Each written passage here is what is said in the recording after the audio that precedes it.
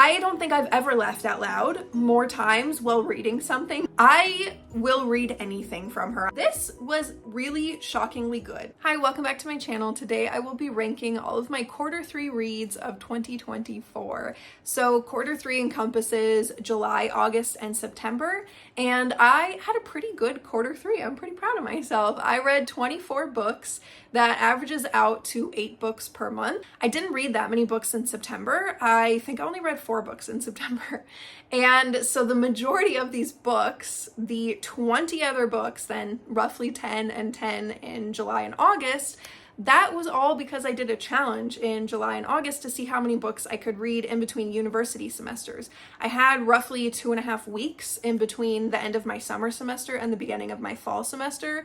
So I just challenged myself to see how much I could possibly read, and I ended up reading quite a bit. I will first tell you what my tiers are. I have at the very top, Obsessed 6 out of 5.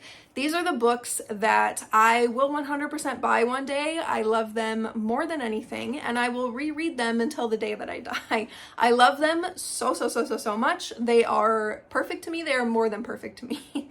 And then solid 5 stars. Those are the books that genuinely are 5 stars, and I really like them.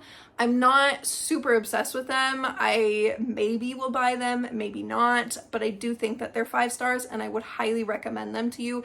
Anything at the top 2 tiers, I would highly recommend anyone to read. As long as you kind of like similar things. If there's one book in any of those 2 tiers that you like, you would probably like the other books in the tier. And then underneath that is quite good. Books that genuinely were really good, but I just couldn't bring myself to rate them 5 stars for one reason or another. Maybe they just weren't for me, but I think in general they were quite good. Or maybe they were amazing, but there was just a little bit that bothered me.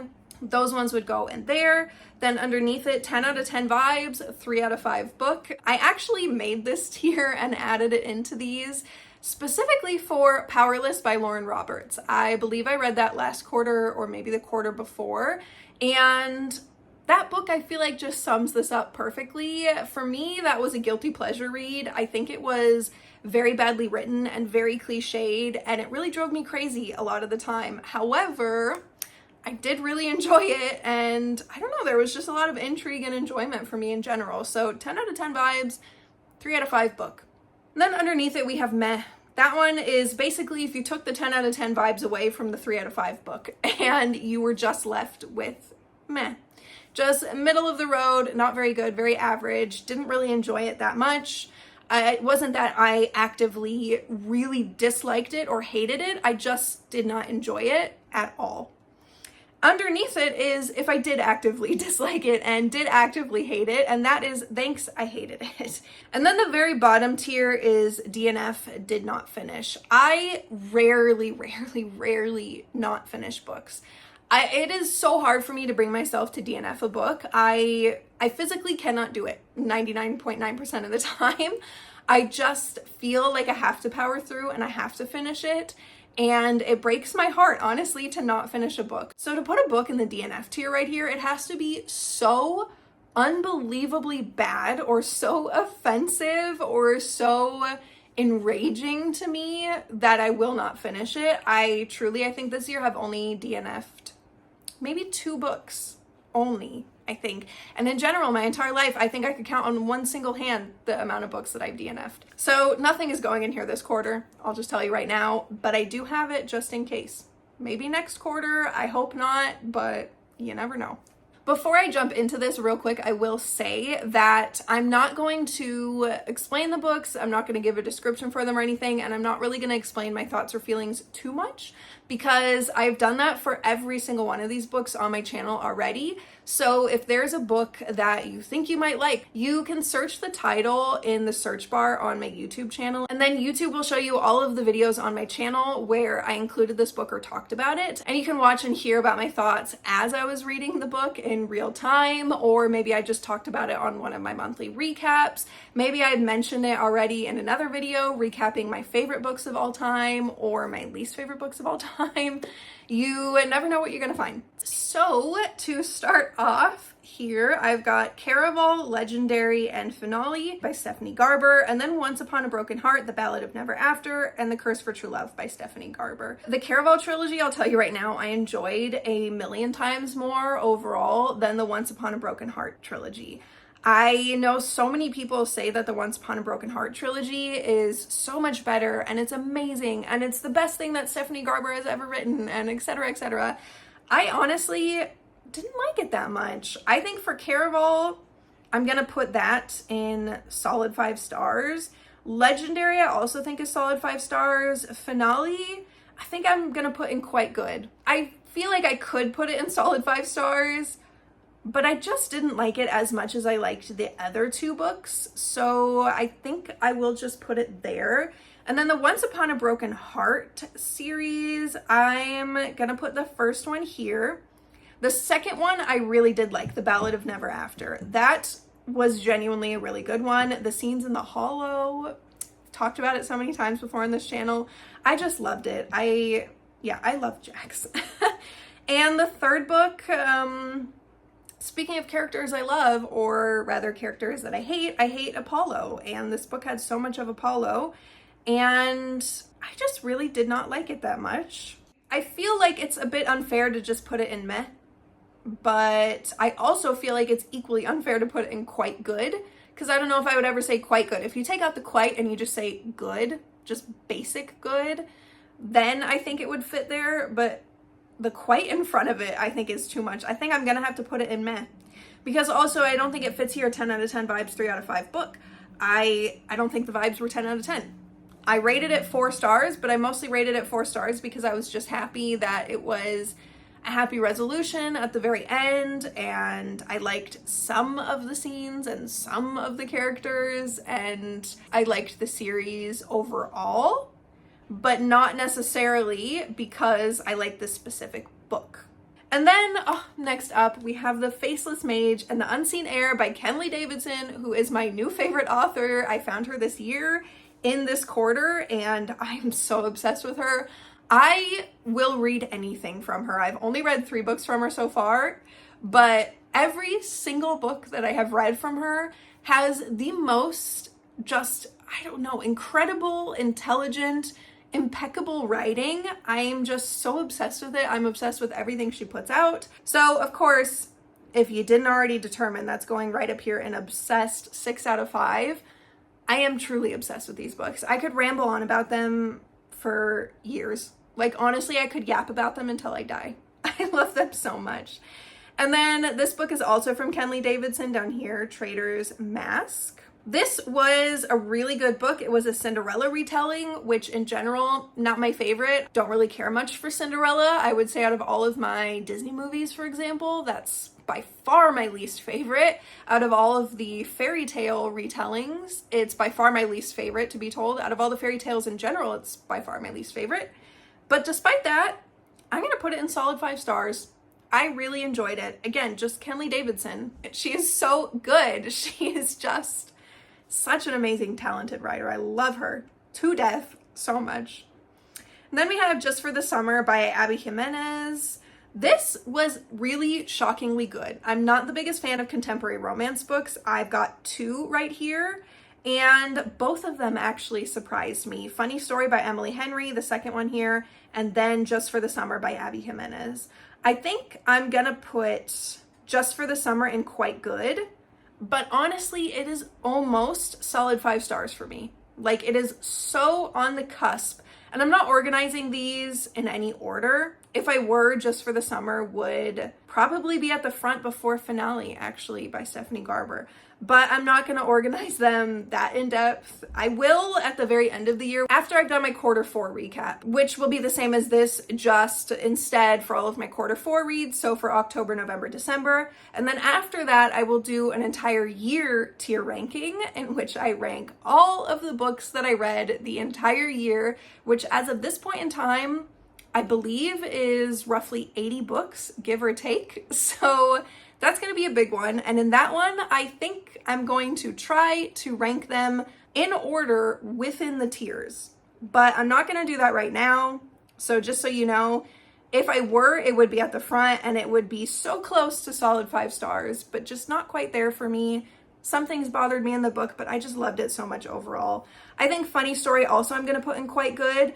I liked it less than I liked Just for the Summer, but I still really liked it a lot. I think it was a really good book. And then we've got the Mediator series. This is book 1, 2, 3, 4, 5, and 6 by Meg Cabot. I read this when I was very young, maybe 14 years old, and I was so obsessed with it when I was younger. And honestly, I still really like it now. I think I'm going to put all of them in 10 out of 10 vibes, 3 out of 5 book, or at least I'm going to put the first 3 there, and then, no, maybe I'm going to put all of them there.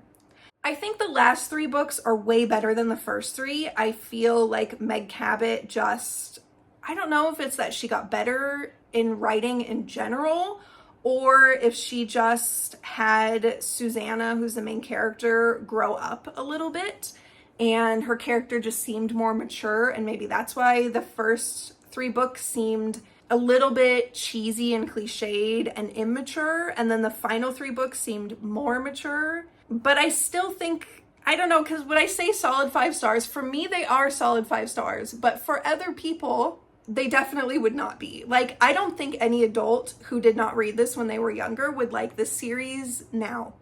But I do, though.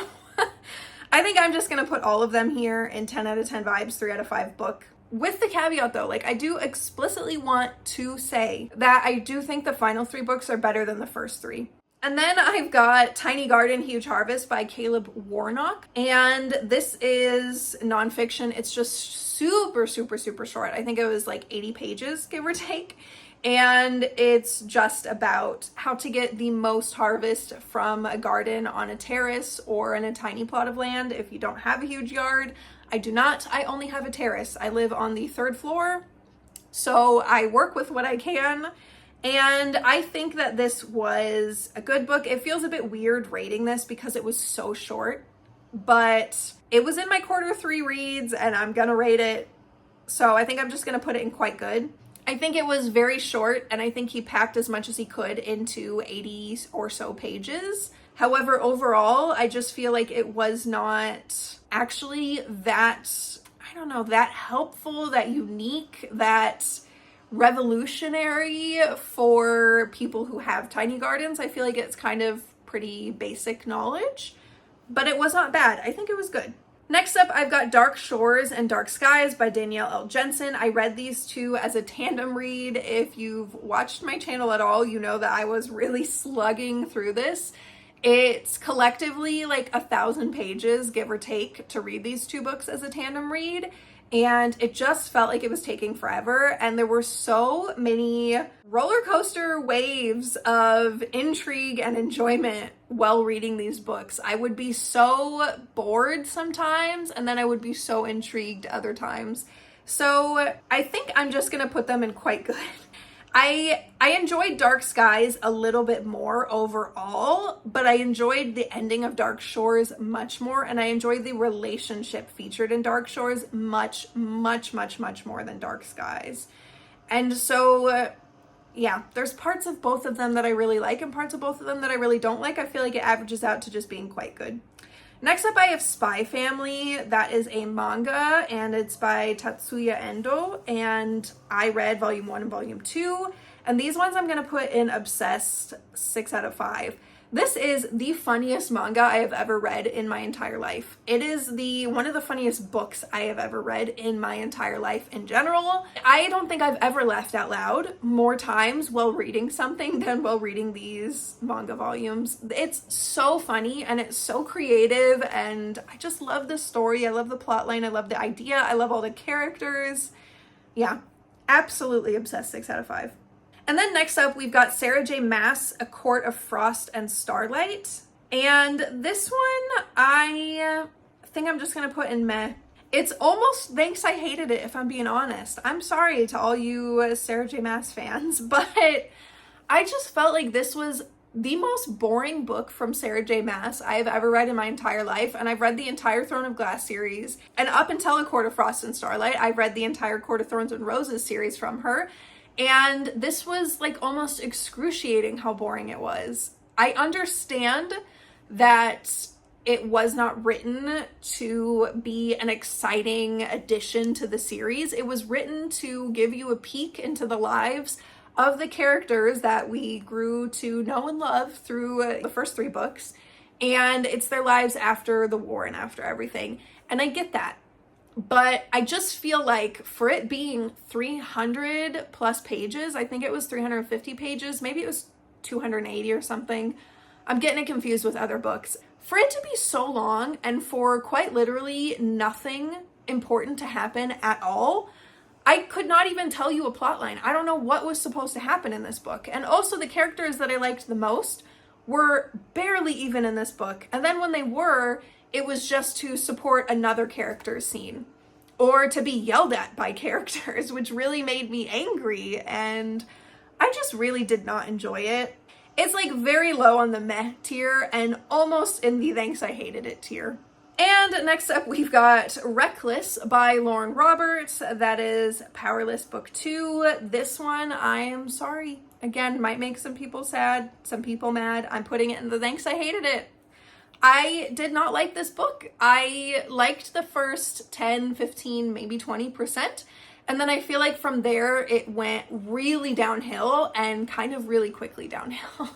And I feel like it was just so repetitive. And again, kind of felt like not that much happened. It was the same thing happening over and over and over again. It was like cat and mouse, but it was one character was cat, one character was mouse, caught the mouse, and then the mouse escaped, and then the other character was the mouse, the other character was a cat. Caught, escaped, caught, escaped, caught, escaped. It was just the entire book like this, and it was just so boring. I don't know. Yeah. I've talked a lot about this already on my channel. I had a whole vlog dedicated to reading this book, so I will link that above, and you can watch that if you would like to hear more in-depth thoughts and feelings about it. But I just really did not enjoy this book, and in general, I don't like Lauren Roberts' writing. However, I did like Powerless enough as a guilty read because I just feel like the intrigue was there and it was enjoyable and it was a lot of action and it was a lot of stuff happening and it wasn't the same thing happening over and over and over again. And in this book, it felt like everything that made Powerless a guilty pleasure read was gone. It was just thrown right in the garbage. And the only thing that was left was the bad writing and the bad dialogues and the cheesy dialogues and just the drama. Like, my gosh, the drama. It's like out of this world, like off the charts drama for no reason other than just for drama's sake. And I hate that so much in a book. So yeah, this was not for me. I will not be continuing with the series, which is unfortunate because again, the first book, totally, I would read the first book again. It was such a nice guilty pleasure read. It was enjoyable, but the second one, it just really goes downhill for me. So I'm not interested in reading the third one. I will read a synopsis of exactly what happens once it comes out, but I'm not going to put myself through reading so many pages of the same thing probably. No, I'm not going to do that to myself. So anyways, that's everything. I hope that you enjoyed my ratings. I hope I didn't make too many people upset with the bottom ones in the meh and thanks I hated it categories, because I feel like those are really, really beloved, popular books and series, and I don't know, they just really weren't for me, unfortunately.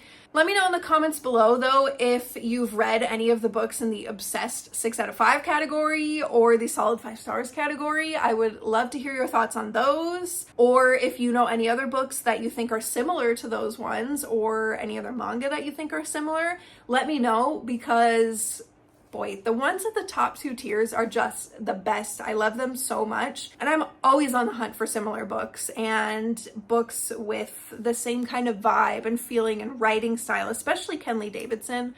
Boy, I just love her so much. And so if you know of anything like that, let me know. I would be super happy to hear from you. And if you've got any questions about any of this, let me know in the comments below. I'd be happy to answer anything for you. And yeah, that is everything. I hope that you have an amazing day, and I will see you in my next video. Bye.